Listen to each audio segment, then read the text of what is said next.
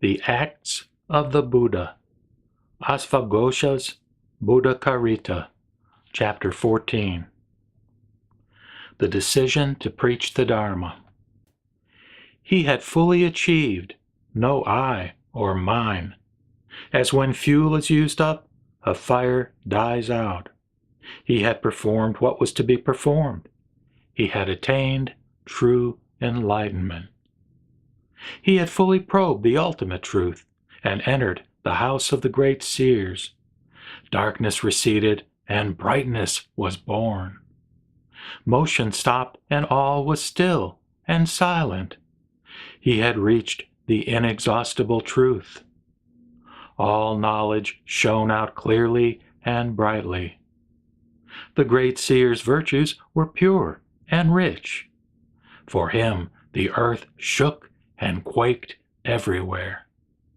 All the universe was clear and brilliant.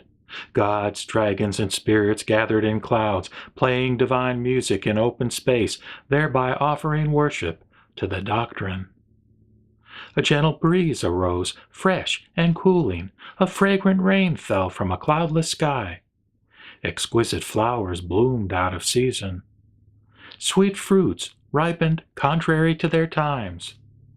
Gigantic blossoms of mandaravas and all kinds of precious heavenly flowers descended in confusion from the sky in worship of the solitary saint. All the different sorts of living beings turned toward each other with kindly hearts. Their fears were entirely melted away, and no one had thoughts of anger or pride. Living beings throughout all worldly realms were all the same as the undefiled man. All the gods rejoiced in liberation, and the evil paths were at peace a while. The passions were suspended for a time. The moon of wisdom grew ever brighter. When the seers of the Asvaghosa clan, who had been born among the gods, beheld the Buddha arise in the world, their bodies were suffused with rejoicing. When, from their celestial palaces, they had rained down the blossoms in worship, all the gods, spirits, demons, and dragons, with the same voice, praised the Buddha's virtues. Worldly men, when they beheld the worship and heard the voices reciting praises, were each and all in their turn overjoyed, could not control themselves, and danced and skipped. It was only Mara, king among gods, whose heart was troubled by great anguish. The Buddha continued for 7 days, meditating in purity of mind, examining the enlightenment tree, gazing at it with calm, unwinking eyes. Resting for support on this place, I have fulfilled the vows I made in former lives, and reside in the doctrine of no self.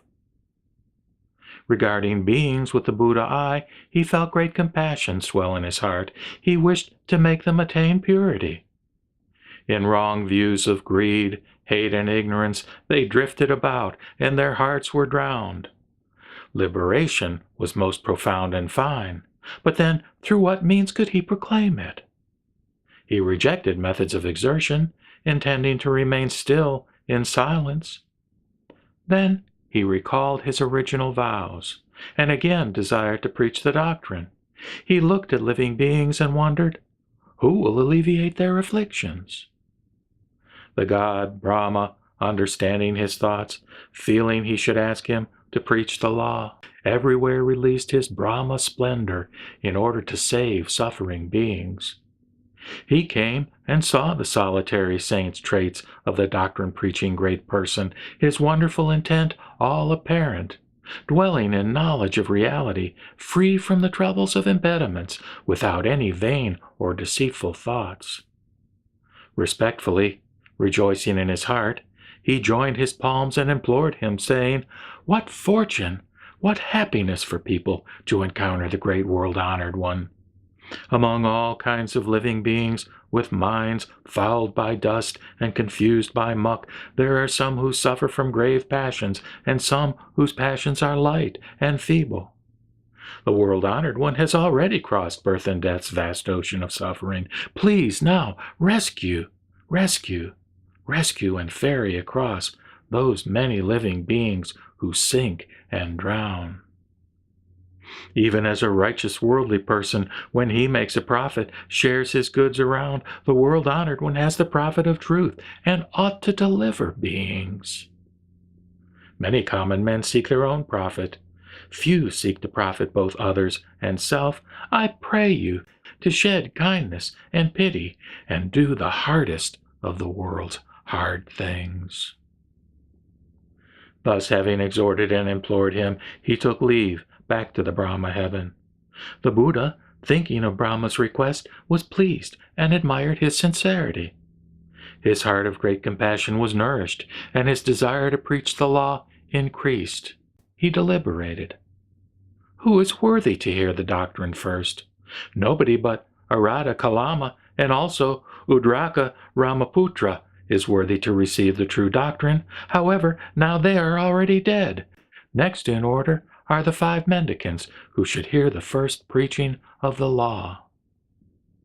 Wishing to preach the law of cessation, like the sun's rays dispelling the darkness, he set out on the way to Benares, the place in which the ancient seers lived. Gazing evenly with ox king's eyes, with a lion's quiet and steady pace, for the sake of saving living beings, he went on toward the Kasi city. Step by step, watching like the king of beasts, he glanced around the enlightenment grove.